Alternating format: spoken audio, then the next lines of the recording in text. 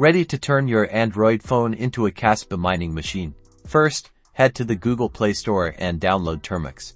This is a terminal emulator we'll be using.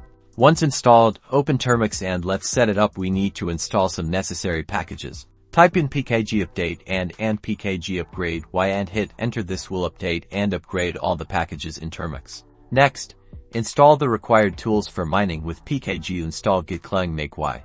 Now, clone the Kaspa miner repository. Type git clone https://github.com/andika-dev/kaspa android miner git and press enter. Navigate into the clone directory with cd Kaspa android miner.